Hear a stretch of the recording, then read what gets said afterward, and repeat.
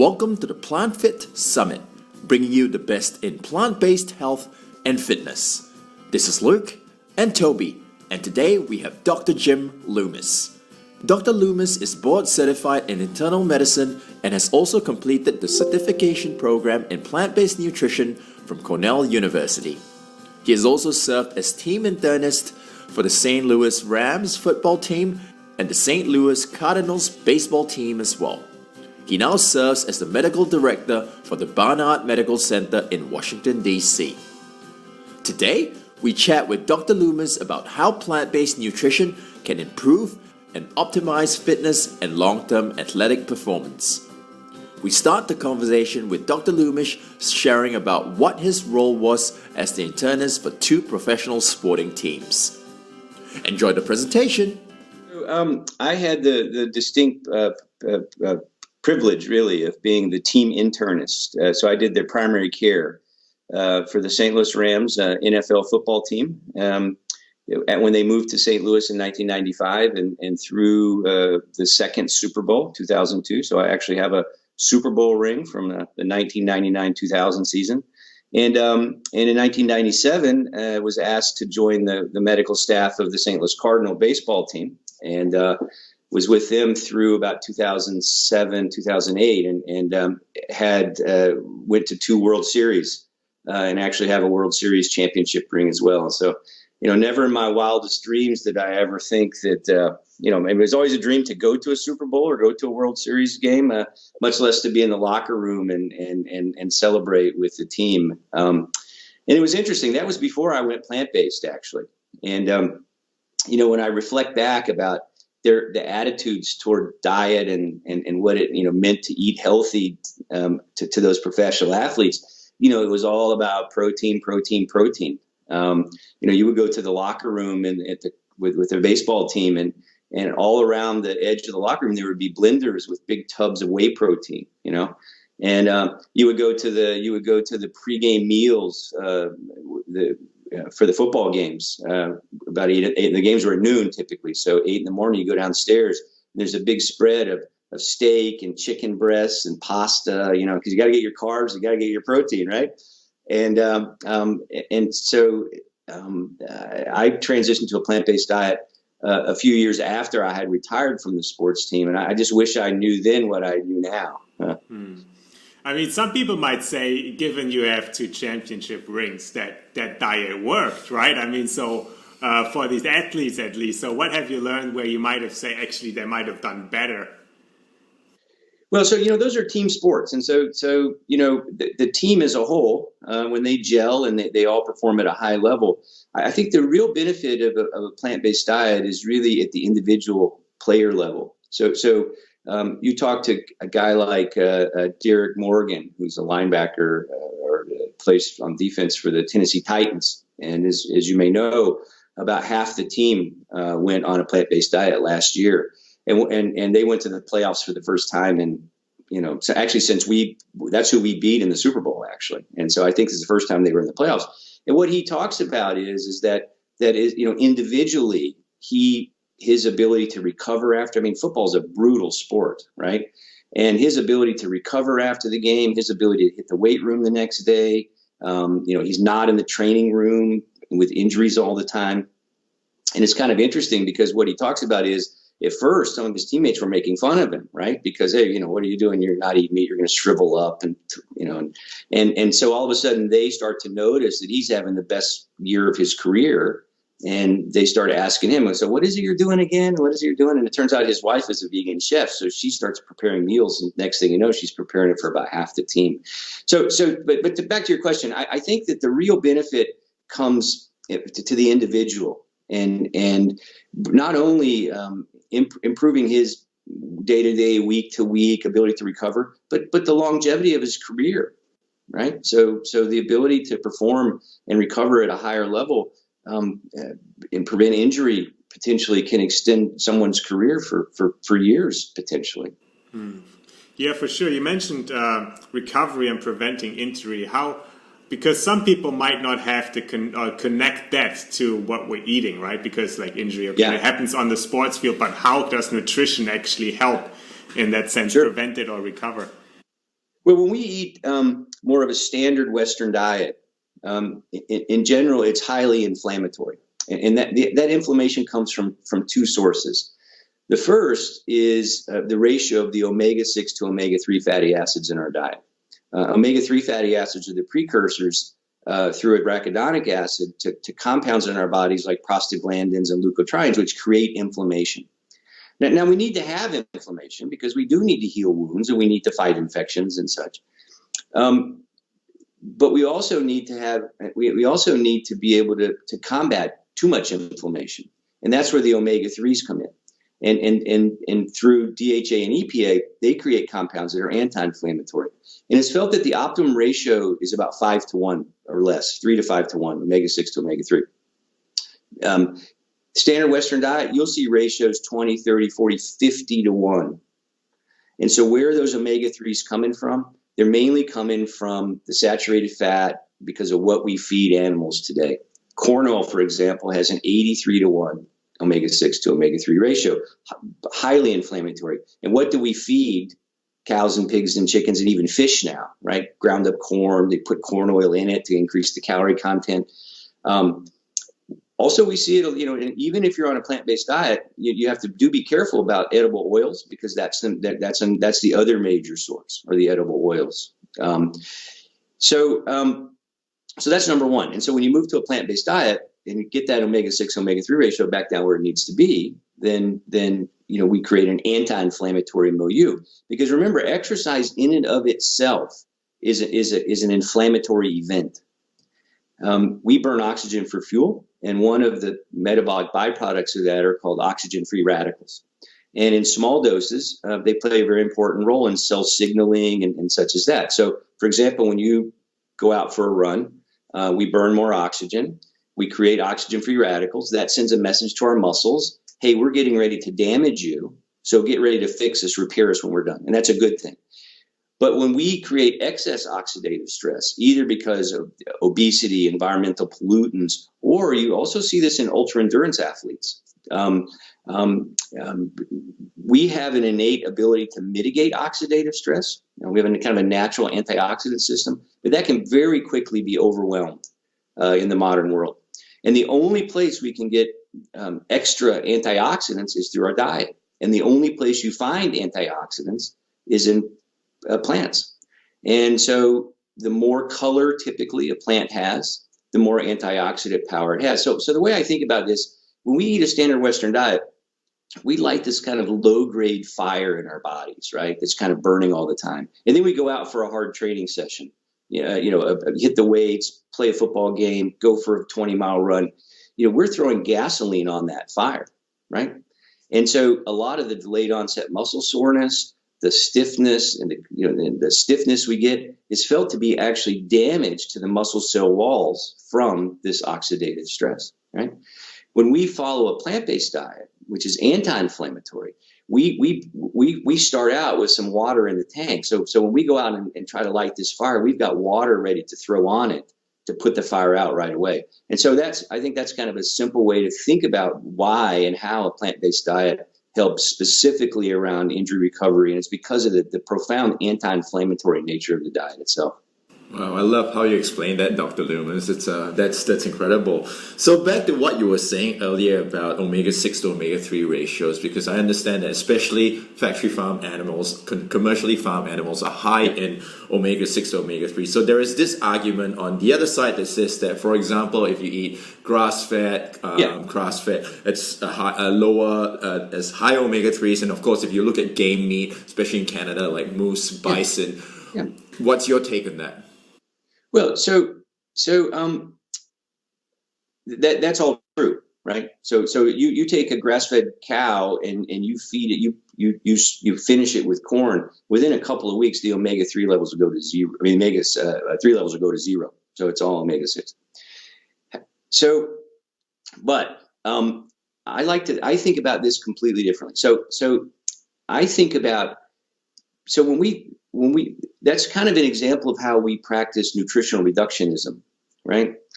And if you think about food through a different lens, right? So when we have extra money, we want to invest that money in our financial future, right? And what we're looking for is a positive return on our investment, right? Well, that's how we should think of our calories, of our nutrition. And in particular, if you're an athlete, right? So every calorie you eat is either going to provide a performance or health ROI, or it's going to take away, or it's not going to get, or it's going to be neutral. So say you have 100 calories to invest in your nutrition today, and you can invest it however you want. You can invest it in olive oil. You can invest it in grass-fed beef. You can invest it in an egg that's free range, or you can invest it in broccoli, right? So 100 calories of olive oil is a tablespoon, right? Not very much. You're going to need a lot of olive oil to be full. And what's your nutrition return on investment from that besides fat, right? There's nothing. How much fiber? How much protein? How much dietary antioxidants, these anti-inflammatories? There's zero, right? So probably not a great, investment for your performance ROI. So what about an egg? 100 calories of egg is about an egg. And what do you get back from that besides protein and cholesterol?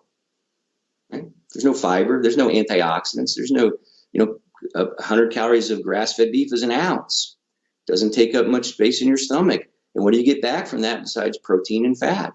Well, there's nothing. You invest that in broccoli, you're getting 7-8 grams of fiber, which is going to help prevent other chronic diseases like colon cancer and diabetes and high blood pressure. It's going to serve as a prebiotic for healthy gut bacteria down the road, which can also contribute to chronic inflammation when we have unhealthy gut bacteria. It's actually got 5, 6, 7 grams of fiber of protein, almost as much as an egg. And it's packed full of these antioxidants and anti-inflammatories. So that's number one, right? And number two, I think something we don't talk enough about, which we should. And in fact, I'm traveling to Florida tomorrow. I'm speaking at a Southwest Florida Veg Fest on this topic, and that's about food and the environment. That not only do we not have a sustainable food system because of the way it affects our health and the general population, we don't have a sustainable food system environmentally, and the contribution to climate change from animal husbandry is greater contribution to climate change and global warming than all of the transportation industry combined. And so I think when you really step back and think about not only how the food we eat affects us and our health and our performance, but when we think about it in a more kind of holistic way, then obviously choosing plant-based sources of protein and omega-3s is much healthier, not only for us as individuals, but also for our children and our grandchildren who need a healthy planet to thrive. Yeah, I couldn't agree more. I want to zero back into what you said earlier, where you mentioned that inflammation manifests itself in muscle soreness, right? So yes. What other, like as an athlete, right, what other ways would inflammation manifest itself besides muscle soreness? Would it be sore joints, and how do the mechanisms work? Yeah, so it's it's felt that a lot of the muscle soreness and also the stiffness you get, if you do have an injury, that a contusion or something like that, that is slower to heal. Probably more important, something we don't talk about enough is that. So you look at population data around ultra endurance athletes, so marathon runners and such, they actually have a higher risk of heart disease than people who exercise more moderately. And in fact, it's almost the same as people who don't exercise at all.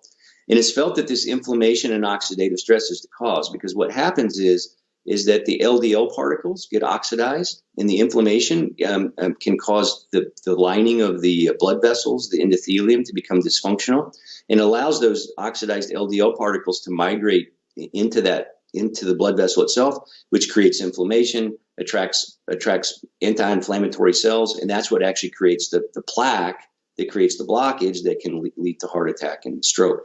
And so the other advantage of an anti-inflammatory plant-based diet is improving health and longevity, actually, and especially in endurance athletes. And there's a lot of research around this that has shown, again, that ultra endurance athletes, it's the threshold's about more than a couple hours a day of exercise is where that risk goes up. Now, you have to remember that all that research was done in people eating a standard American diet. There's a lot of other research which suggests that when we eat a plant-based diet, the LDL particle oxidation goes down, endothelial function improves. So although there are no direct studies looking at the long-term effects of ultra endurance athletes on plant-based diets, you can certainly infer that they again not only help us on our day-to-day performance and recovery, but also to lead a long, healthful, productive life. Very, very true. So in terms of athletes, I mean, there's ultra endurance athletes, endurance athletes, and moving now to the strength athletes. Yeah. So I think, especially for strength athletes, looking at the health aspects of things, they worry about, say, losing muscle mass and losing size. What actually happens? What causes that? And do they actually lose muscle mass? Well, so, I mean, obviously you need to maintain adequate protein intake. And I think one of the biggest fallacies out there is if I go to a plant-based diet, I'm going to shrivel up, and go away. It's just not true. I mean, you don't turn on a National Geographic special and see a special on mountain gorillas or elephants, and the first thing that pops in your mind is, oh my God, they're going to, where do they get their protein? Why are they so small, right? Because it's not an issue. And what do they eat? They eat plants, right? And if you look closely at the literature around protein, we can kind of measure how much protein an athlete needs using a concept called nitrogen balance. Unlike fat and carbohydrate, which we have the ability to store, we store carbohydrate as glycogen, and that's our main fuel source for short bursts of exercise and exercise up to about hour and a half, 2 hours, somewhere in there, maybe 2.5 hours. We can store that, we can store fat, but we can't store protein. And so once we've kind of repaired our muscle tissue, built new muscle, used it for our day-to-day kind of maintenance, it gets converted to nitrogen, excreted in the urine, and you can measure that. And so if you look at across the board at the meta-analysis of where nitrogen balance occurs, the current RDA for a normal person is about 0.8 grams per kilogram. An endurance athlete probably does need more, probably about 1.2 to 1.6, somewhere in there. A strength training athlete, it's about 1.6 to 2, in that range. The thing is, the natural macronutrient ratios of a plant-based diet are 75% protein, 75% carbohydrate, 15% protein, and 10% fat. So if you do the math, if you're kind of a normal person leading a quasi-sedentary life, and say you're eating 2,000 calories a day, and 15% of that protein 15% of those calories comes from protein. If you do that math backwards, that ends up being about 0.8, 0.9 grams per kilogram. But guess what? If you're training for a bodybuilding competition, or you're getting ready to run an Ironman or a marathon, you're not eating 2,000 calories a day. You're eating 4,000 calories a day. So what happens to your protein intake when you move from 2 to 4,000? Well, it goes up from 0.6 to 0.8 to 1.6, or 0.9 to 1.8, right where you need to be. So the concern is not protein, it's calories. And if we sustain an adequate caloric intake, we will get plenty of protein, and that's been shown over and over and over. I mean, you know from your colleagues and your own personal history that you can be the strongest guy in the house and not eat meat and dairy to get your protein. Yeah, that's fascinating. I also see a book behind you, Superfood Smoothies. So I assume, because sometimes it's hard to actually eat all the calories that an athlete would need. So yeah. What would be like, is smoothies the recommended way to get those calories in? I think that's a reasonable option. That's what I do mainly. I don't use smoothies I'm actually training for, I turned 60 in July, and to celebrate my 60th birthday, I'm going to try to kill myself. And I've signed up, and I'm currently training for my first full Ironman triathlon in Lake Placid. And so my training now is really ramped up. I'm about 3 months out from a warm-up half Ironman, which is in mid-May in Chattanooga. And so calories are starting to become a concern. I don't really need to lose a ton of more weight. And so I use smoothies is to kind of help get extra calories, and also to help me recover. We talked earlier about anti-inflammatory foods. We didn't talk about what those foods are. So blueberries, tart cherry juice, even kale and spinach, beetroots are very potent. Also, there's a lot of very potent antioxidant, anti-inflammatory spices like ginger and cinnamon and turmeric. And so my typical kind of if I go for a long run or a long bike ride, my typical post-workout meal, if you will, or fueling, not only to replete some of the carbohydrates that I burned, the glycogen, will be tart cherry juice, frozen banana, blueberries, kale, and then I'll throw in, a teaspoon of turmeric and a teaspoon of ginger and a teaspoon of cinnamon and put that in the blender. And that's what I use. I try to stick to really nutrient-dense foods. I eat a lot of beans and lentils. I do use dried fruit. That's another way, dried dates, dried figs. Nuts are good. You have to be a little bit careful with nuts. There's a lot of fat in nuts, but I think, that's another way to keep your calorie intake up. Nut butters are another one, almond butter, peanut butter. Again, you have to be a little bit careful with the fat intake, especially if you've got other chronic diseases. If you're if you're just starting an exercise program to lose weight, say, or you've got diabetes or high blood pressure, you do need to be very careful, even with the smoothies, because it does pre-digest, if you will, some of it kind of breaks the fruit apart and liberates that sugar so it's more readily available. That's fine if you're a trained athlete, but if you've got, for example, if you're engaging in an exercise program to try to reverse your type 2 diabetes, you do need to be a little bit careful with smoothies in the short run, because you don't want that extra. We want our bodies to work. We actually burn calories to liberate that energy that we can absorb. And I do love to cook. I teach plant-based cooking classes, and that's about half of my cookbooks back there. I've got a whole nother bookshelf. Well, Dr. Loomis, you've done it all first. You cook, you're a doctor, and you're competing for your Ironman. You've got a few ticks on your bucket list. That's amazing. So I definitely want to go back while we're on smoothies, because you mentioned nutrient dense whole plant foods, but there is this idea where plant-based foods are deemed alkaline forming, and there is arguments saying that you can't really change the blood pH with nutrition. So what's your take on plant-based foods being alkaline forming, and how does that affect the body? Yeah, I think that is, so I think we pay too much attention to that. There's really not a ton of evidence. So let me back up. Our bodies operate in a very narrow pH range, and we're very good. We're very good at maintaining that pH range. When we overconsume, so it's interesting because, for example, when we overconsume protein in general, and plant-based and animal-based proteins in particular, it will acidify your blood, because when we consume protein, that protein is actually broken apart in our digestive tract, and what's absorbed are the amino acids, and they're acids, right?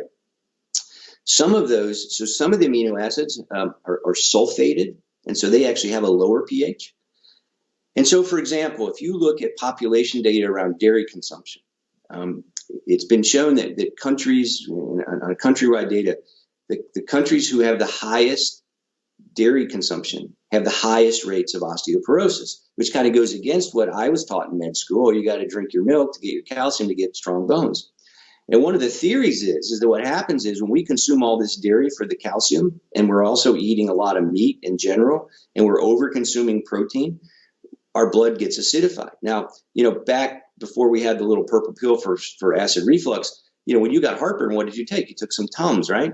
So what is Tums? It's calcium carbonate. So when we acidify our blood, how do we neutralize that? Well, we leach calcium from our bones, right? And so it's felt that it's the overconsumption of protein which creates this acid imbalance, which we have to neutralize with calcium from our bones, which increases the risk for osteoporosis. And you're right. So that's one of the other things. The plant-based diet is alkaline, and it's one more thing you don't have to worry about. Just to back up for a second, I think we make nutrition way too complicated, right?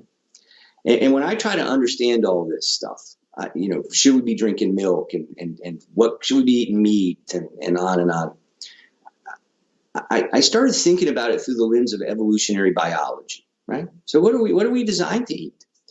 Well, if you think about it, our physiology, our behaviors, our nutritional needs evolved over millennia to help us meet the singular task that any biologic creature has, and that's to try to hang around long enough and find a mate and pass on our DNA, right? And to accomplish that, the two main tasks were we had to be able to find food when we're starving and not be someone else's food when they were starving, both of which required physical activity. So we evolved to be athletes, right? And assuming we survived, that's when we'd rest, recover, and refuel. And we refuel is where we could find around us on a given day. And in fact, that's where our stress originated. So we evolved to react to stress through physical activity. So we have adrenaline, which gets us ready to exercise, and cortisol, which helps us recover. And that cycle of stress, activity, recovery repetitively over time, that's how we built resilience. That's how we get stronger and faster and smarter. That's how you train for an event. We just replicate this evolutionarily designed lifestyle that we're designed to lead. Now you fast forward to the modern world, most people don't do any of that anymore, right? We don't have to spend energy to get energy. We call up Uber Eats. We push a cart at the grocery store. We give our order to the waiter. We don't face stress and threat physically anymore. We run and fight emotionally. We don't worry about starving to death and getting eaten by life. We worry about jobs and money and relationships and family and politics and weather and traffic, on and on. And we don't refuel. We don't eat what we're supposed to eat, and we eat stuff we're not supposed to eat. And I think that, and again, that's the root cause of 90%. That's 90% of the cause of 90% of the chronic problems I see every day in my medical practice. It's this evolutionary mismatched lifestyle. So to be well, whether you want to be well and not have heart disease, or you want to be well and be the best at your sport, we have to replicate that lifestyle. And by the way, those things are connected, right? You can't think about your car, right? You don't park your car in the garage for a year and put gas in 5 times a day. Right? Even if you're driving your car and it holds 15 gallons, you don't put in 30 gallons. And you certainly don't put diesel gas in your car if it runs on regular lead in moderation. Right? It costs you a lot of money. Most of the healthcare dollars we spend in the United States are to fix people's cars because they keep putting bad gas in, right? So the $1 million question, what kind of gas are we supposed to be putting in our cars? Again, there's so much misinformation, malinformation, people telling us things that may not be true. We way overcomplicate nutrition. There's no such thing as a paleo diet with a capital P. There were certainly ancestral dietary patterns. And despite what you get on Twitter and see, our ancestors in temperate climates were not hunter-gatherers. We were gatherer-hunters, right? Estimated 75, 80% of our calories came from what we gathered. But what did we gather? We gathered whole food, unprocessed sources of energy. We gathered roots and stems and leaves and seeds and fruits and nuts and vegetables and berries. There was no white flower tree or canola oil bush or Dr. Pepper nut. We are not designed to put this highly processed sugar and highly processed grains and highly processed oils and artificial sweeteners and food dyes. And we are not designed to put that stuff in our gas tanks. We're not designed to use dairy products, right? We had to domesticate other mammals to get access to their milk. When did that happen? 7,000, 8,000 years ago. Seems like a long time, a blink of an eye in human evolutionary history. And then second of all, if you think about what milk is, it's a biologic fluid that's designed to take a baby mammal and turn it into a big mammal. It can find food on its own. And once you can do that, you don't need your mother's milk anymore. Cow's milk takes 70, 80-pound cows and turns them into 500 or 600-pound cows. So unless you see a baby cow looking back at in the morning when you look in the mirror, you probably shouldn't be drinking cow's milk. Now, we did eat meat, and there's no question. But as you mentioned earlier, the meat we ate came from animals that ate what animals were supposed to eat, not cows and pigs and chickens, stuff full of corn and antibiotics and hormones. Now, our ancestors were starved for calories most of the time. So having that concentrated animal fat and protein to get big and strong and get away from the leopard before they died of some infectious disease probably provided a survival advantage. Through sanitation and antibiotics, we have tripled our lifespan, which has unmasked all these chronic problems, health-wise, heart disease, stroke, cancer, that our ancestors never had to worry about. All of which have been related to the overconsumption of animal fat, animal protein, processed foods. And again, you take one step further back and think about the environmental consequence of how we raise those animals and the impact it has on climate change and water use and land use, the increasing role of environmental toxins that we expose ourselves to, antibiotic residues, heavy metals, pesticides, herbicides, on and on, not to mention how we treat the animals. Again, I think you can make a very strong argument, if you're not starved for calories, that a whole food plant-based diet is the optimum diet for human health, like I said earlier. So there's nothing rocket science about any of this, right? And it's frustrating sometimes. I'm encouraged that more and more people are starting to understand the message, both in the athletic world, but also healthcare professionals and people wanting to improve their health and reverse chronic disease. But it's still frustrating because, sometimes you just want to beat your head against the wall. So anyway, sorry to go on that long rant, but I think it's important to kind of understand where I'm coming from as a healthcare professional and a scientist, if you will, and how I conceptualize all about what it means to be healthy, what it means to perform at a high level.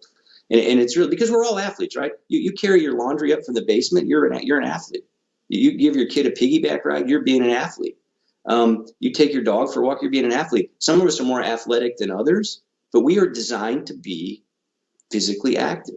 So, Yeah, you mentioned something that I find very interesting, and I would love to dial in because, people could say, like if you want to live like our ancestors, they only lived to be at 30 years, right? So to what we have today, living up to 90 or 80, whatever, must be better, right? So and you mentioned already, you alluded to, but I would love to dial in on it. What caused this lifetime expansion? Is it the food? Is it hygiene? Is it medication? What is it? So it's primarily, so if you look, it's very interesting. There's two cut points. Sanitation was the first thing. That's where we doubled our lifespan with sanitation. And that was in the Middle Ages, starting to get into the Middle Ages. We didn't really understand the germ theory yet, but people started to understand that being around, human waste and animal waste was not a good thing. The second, then the third time we added another third to our lifespan was antibiotics around the turn of the century. So those are the two things that allowed us to expand our lifespan. The problem is now, though, is that when we turn to what we call the healthcare system to help us age, to help us get to the end, we're not practicing healthcare anymore. We're practicing sick care, right? And so what we end up doing in that scenario is we can extend people's lives, we can add years to their lives, but we end up taking away life from their years at every step of the way, right? Patients come in and their blood pressure is high, we give them some pills and the pills work great, and then they come back and their blood pressure is great, but now their cholesterol is high, we just do that again, and then they come back and they have diabetes, and they come back and they got, they've had a heart attack, and then they got cancer, and then they have Alzheimer's or everything else to do, so you get to go to the nursing home. That's what we call healthcare, right? So how do you age gracefully? How do you add years to life? How do you take advantage of this extended life that we now have available to us and maintain life in those years, right? Well, we already talked about that, right? It's recreating this evolutionary design lifestyle. It's moving, 45 minutes a day and a couple days a week, replicate picking stuff up and moving it out of the way. We've got to deal with our stress and recover from it through sleep. We have to eat what we're supposed to eat and stop eating what we're not supposed to eat. And we need to limit our exposures to environmental toxins. And that's primarily tobacco and alcohol, although I think there's increasing concern about all this other stuff in our food, antibiotics and hormones and all that. So it's interesting because what's happened in the modern world, especially over the past 100 years, as we've seen, and especially over the past 50 years, as we've seen profound changes in Western foodways, you've really seen a marked decline in the quality of people's lives as they age. And so that's the beauty of all this, because whether you want to age gracefully into old age and be able to do an Ironman when you're 60 or 70, you want to be around for your kids or your grandkids, you want to play the top 100 golf courses in the world when you retire. The answer to all those things is exactly the same, right? It's exactly the same. And that's the beauty of all this, really. That's really interesting, and that's kind of where my perspective is about being around, from being a granddad, being around for my daughter's children. So I think my perspective has changed, because back in the day I used to be in that kind of fitness kind of mindset about being lean, building mass, and so looking at where social media culture is, there is this whole kind of fitness aesthetic kind of end goal that people are shooting towards. So from your take, is there a disconnect between fitness and health, and is there a way to actually achieve the end goal of, say, weight loss, a lean muscular physique, or Sure. a tone, while having a long life. Yeah, no, there is. And I think a perfect example of that is the current popularity of the ketogenic diet. That's a perfect example of what you're talking about, right? Where people, they go on a keto diet and they cut and they gain mass and they think, oh, this is great. And then they'll say, oh, well, there was a study that showed that ketogenic diet lowered blood sugars in diabetics, right? And they lost weight. So it's the greatest thing since sliced bread. Well, the original ketogenic diet was famine, right? And so we use glucose to fuel our brains, and we can't store glucose in our brain, so we have to rely on our blood sugar. And when you're about to starve to death and you've burned up all your sugar, you're about done, but you need to survive till you can find that last meal. Our brains evolved a mechanism to be able to use what are called ketone bodies as fuel. And ketone bodies are the anabolic product when we start to break down our tissue, because we don't really care anymore because we just got to get that next meal, right?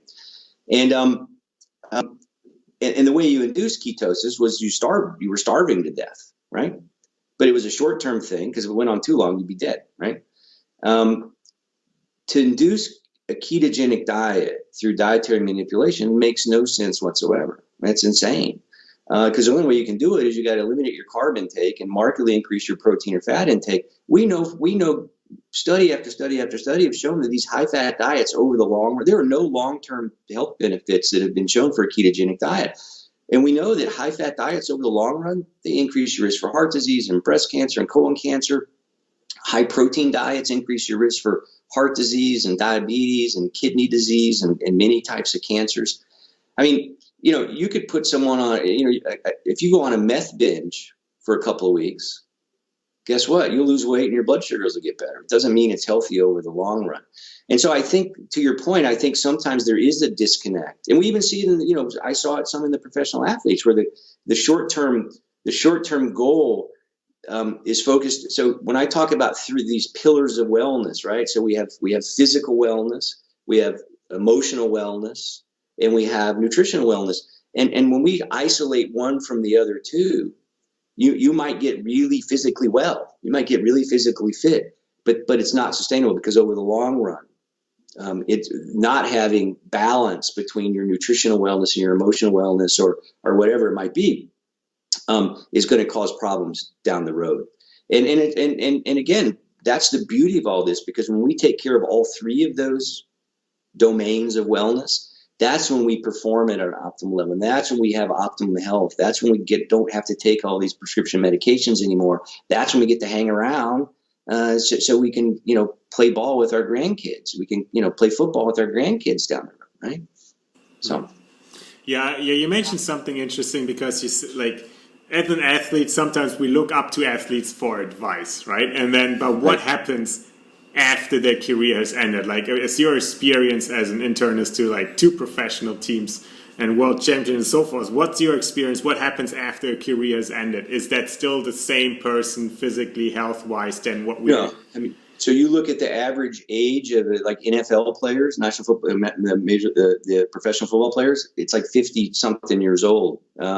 They die a premature death. They die of high diabetes and heart disease and on and on. And I mean, the list goes on of professional athletes that once they end their careers, you see pictures of them. They're overweight and they've got chronic health issues. So being a professional athlete doesn't guarantee anything. Other than maybe a big bank account. And even that, having a big bank account doesn't guarantee anything, right? I mean, you still have to pay attention to these three pillars of wellness. And, to your point, Luke, that also gets to this whole idea about performance enhancing drugs, which is a whole nother topic. But again, when we sacrifice our health for the goal of just one, to build one of those pillars, and we do it through an unhealthy diet, or we do it through performance enhancing drugs, the long-term consequences of that on the back end are not good.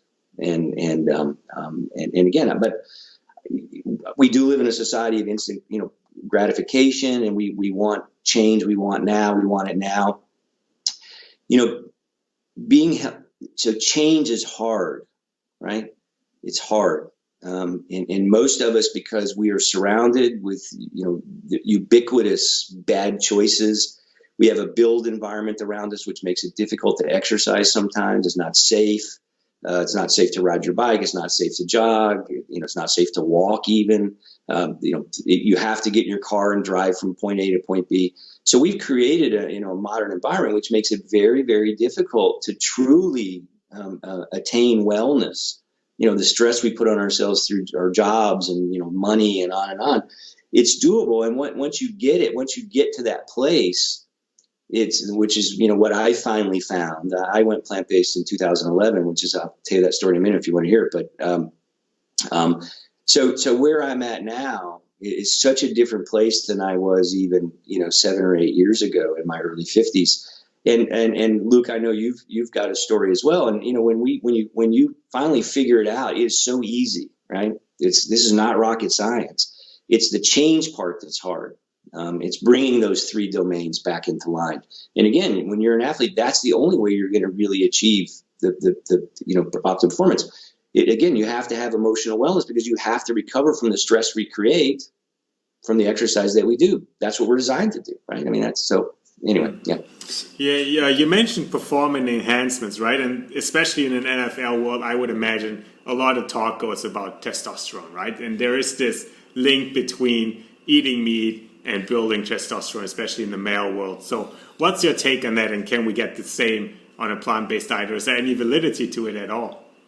Yeah. So that, again, another fallacy that, there is some research actually that when you eat a ton of meat, your testosterone levels actually will go down some. The backside of that is this fear of soy, that if I eat soy, I'm going to grow man boobs and I'm going to turn into a girl and I'm not going to, be able to get strong. Completely false. Estrogen, soy does have phytoestrogens, which are plant-based estrogens, but they're very weak binders to the estrogen receptors. They actually block the effect of estrogen is what they do. And so that's why, for example, women, if you look in Japan has one of the highest soy consumption rates of soy consumption, lowest rates of breast cancer in the world. Parts of China that have high soy consumption. So this whole, that again, that's just all, you see that pick up a men's magazine, right? And you read this stuff, and then what's next to the article? It's some advertisement, right? To get some supplement that's going to build your testosterone. And there's so much bro science out there. I have the distinct honor of being involved in an upcoming documentary, The Game Changers, which really I think is going to be an amazing addition is an educational tool. It's interesting. So if you look at how people come to a plant-based diet, veganism was kind of the first way in. Which is really from an ethical place around how we treat animals, and it's about not eating animals and wearing animals and using products tested on animals. And that was really until Forks Over Knives came out in 2011. That was really the primary reason that people adopted more of a plant-based diet. And now, being vegan doesn't necessarily mean healthy, because there's a lot of unhealthy vegan foods. But when Forks Over Knives came out and started to shift the dialogue more toward a plant-based diet, we saw more and more people coming into this because of their health. And then documentary Cowspiracy came out and started to open people's eyes to the impact that our food has on the environment. But what I'm seeing more and more, and I think in what we're talking about here today, I think the fourth way in is going to end up being performance.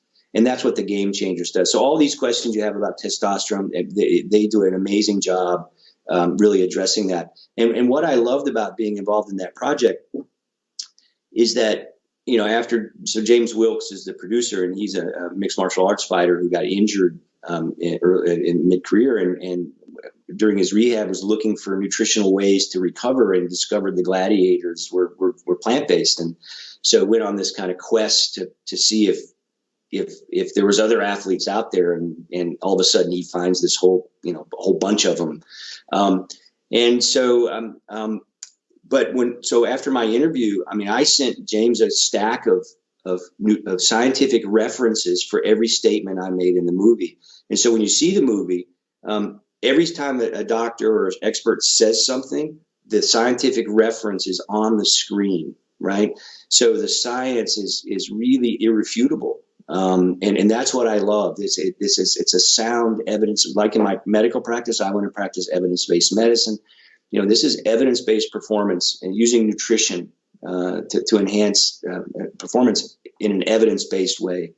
And it's going to be great. So hopefully that's going to be out sometime this spring is what I'm hearing. But yeah, that was such an amazing, interesting project to be involved with. Let's just say Toby and I, we can't wait. We've been hearing about the release and the re-release and then the re-release. So we're definitely waiting. And I know, we've had a few of the athletes on the summit as well. So and of course yourself, it's incredible. So having all that research and experience behind you and being on the Game Changers film, were there any aha moments for you? What was any moments there? Yeah, I know. I think, it was kind of an evolution. So my story is, you don't learn anything about nutrition in medical school. The little bit what we called nutrition, it was really glorified biochemistry, right?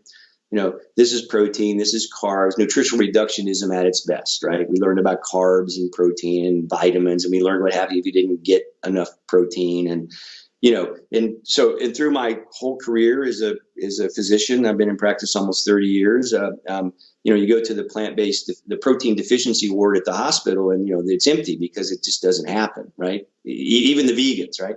So we didn't really learn anything meaningful about nutrition, and so I would read the U.S. dietary guidelines and talk about lean meat and low fat dairy and on and on. And that's kind of the lifestyle I led. I could kind of out exercise that. And then in 2010, I tore my meniscus playing with my dog, and I waited 3 or 4 months to get surgery, so my leg was weak, and then I didn't do the rehab after, and all of a sudden, I gained a ton of weight. And I developed an irregular heartbeat, atrial fibrillation, in the spring of 2011, and it turns out I had sleep apnea. So, now I'm starting to collect doctors, and my doctors are treating me just like I treated my patients at the time. I thought I was a really smart guy. I thought I was this great healthcare practitioner. Not once did anyone ask me about my diet, my exercise pattern, my stress, my sleep, none of it. I had pills for my irregular heartbeat. I had to wear a CPAP machine, which is really sexy to wear at night. My cholesterol went up. I needed to be on statin medications. I had prediabetes, I had allergies, I had asthma, on and on. And one day I'm laying on the couch flipping through Netflix, and I see Forks Over Knives, and I'd never heard of it. And I knew what a vegan was at the time, but to me, my perception of that was, someone that wore tie-dye and Birkenstocks and hugged trees and smoked marijuana. And I wasn't really interested in that. But the idea of using food as medicine just really resonated with me. And so I came back to the office. I was on the faculty at Washington University in St. Louis Med School, looked up some of the primary research, and literally overnight decided, I'm going to do this for 3 months and see what happens and see if I can get off that so I don't have to take these cholesterol pills and on and on. And at the same time, I'm going to make a commitment to rehab my knee, which I had neglected, 6 to 8 months before. In 3 months, without really any change in exercise other than knee strengthening, I lost about 40 pounds. My cholesterol dropped from 260 to 150. My sleep apnea went away. The AFib went away. My exercise-induced asthma went away. The allergies went away, right?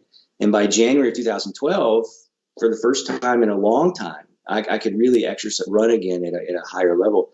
That year did 3 half marathons, lost about another 10 or 15 pounds. The next year did a half Ironman and lost another 10 or 15 pounds. So I ended up losing about 50, 60 pounds. And again, not only did it transform my health from a professional level, from a personal level, it changed the way I thought about healthcare. We've already kind of talked about that. But along that way, there were it was kind of this gradual learning process because I had to self-educate myself, right? I had to go back and read books and go back to the scientific literature. And, one of the first aha moments was about inflammation. I expected to lose weight and I expected my cholesterol to go down, but I didn't expect my allergies and asthma to get better, right? And it turns out those are chronic autoimmune inflammatory diseases. And when I thought, well, why in the world would my asthma get better on a plant-based diet? And you start reading all this stuff about inflammation and the role dairy play. And I'm like, holy cow, how come I didn't know this? And how come I, never talked to my patients about it? I'm just giving them puffers and inhalers, right? The protein thing was another one when I started to, when I finally, it finally hit me that, protein's not, because that's the main question. Where do you get protein? Where do you get protein? And when I realized it's not protein, it's not the issue, it's calories, right? And when I finally, it's just like, wow, it's simple, right? So there was a few kind of aha moments, but it was more of a gradual learning process. And in my clinical practice, I got to see the same thing. A patient comes in with psoriasis, and 6 weeks later, their psoriasis is gone. And they come in with high cholesterol, and 6 weeks later, their cholesterol is normal. And they come in with type 2 diabetes, and 6 weeks later, their sugars are off their meds. And you start to, and then you got an ultra marathoner who all of a sudden cuts, an hour off his time. And so, each step of the way, you realize that there's nothing complicated about any of this, and the answer is the same, no matter what, really. Yeah, you mentioned already a few names and athletes. Maybe you can share a few more for people to look up and actually see, who's doing this. Yeah, so one of the first people that inspired me was Rich Roll. I had read his book, Finding Ultra, soon after I went plant-based. Scott Jurek is also, you can tell I'm an endurance guy, right? Scott Jurek has always been a hero of mine, and his books, I just finished actually his book, True North, I think it's about his run of the Appalachian Trail. And he's in Game Changers as well, fairly prominently. That's an amazing story. If you haven't read about it or know about it, he set at the time the through record. The Appalachian Trail is about 2,400 miles, and he ran it in like 46 days, which is insane. I had the pleasure of meeting Kendrick Ferris, who is the only American to qualify for the 2018 Olympic weightlifter, qualified for the Olympics 2018. Dotsie Bausch, who's become a good friend, Olympic cyclist, who at the age of 39 won a silver medal in team pursuit at the London Olympics. Oldest woman to ever qualify for her sport for the Olympics, and the oldest woman to ever medal. And she's amazing. She's doing some amazing work, helping spread this message.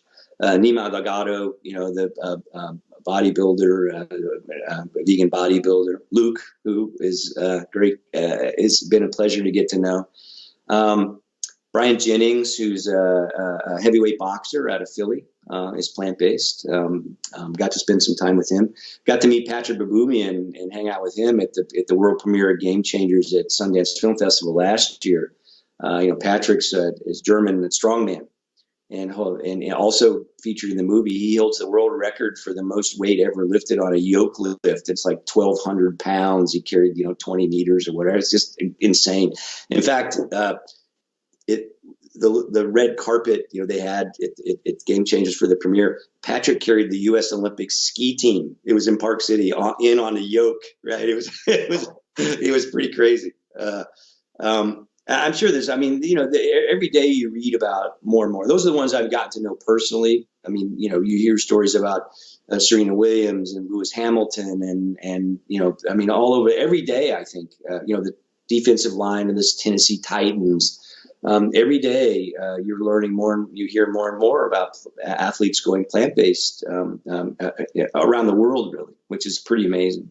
Yeah, just to wrap up, I think just a final question in terms of, let's say if someone's watching this, whether they're into health and fitness, and whether it's athletes who are wanting to extend their career, what would you say to them just to inspire, just to kind of kick them over the fence? Well, I think that, the biggest, just try it, just do it. Right. Just as I think there's a company that has that as a tagline. Just do it. Do it for a week. Do it for a month. And I guarantee you that in that short period of time, you will see pretty remarkable results. And that's what I tell you. Whether you've got diabetes, right, and you're trying to get off your meds, or you're trying to increase your performance, I think the thing is just do it. It is, when I went plant-based in 2011, not that long ago, there weren't a lot of resources. There was a couple of books. There's one documentary. There was some vegan cookbooks, but a lot of those were using fake meat and stuff, which I follow, a whole food plant-based diet. I don't get into even the vegan processed foods. I try to stay away from. But nowadays, There's, as you know, there's probably 10 or 15 vegan bodybuilders that have blogs and YouTube channels and social media. There's endurance athletes, there's physicians, there's doctors all over the country and all over the world now who can help with this.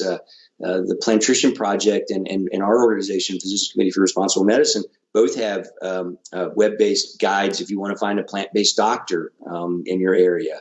There's dietitians, there's cookbooks, I mean, on and on and on and on. So the resources, it's really easy these days to dive in and try it.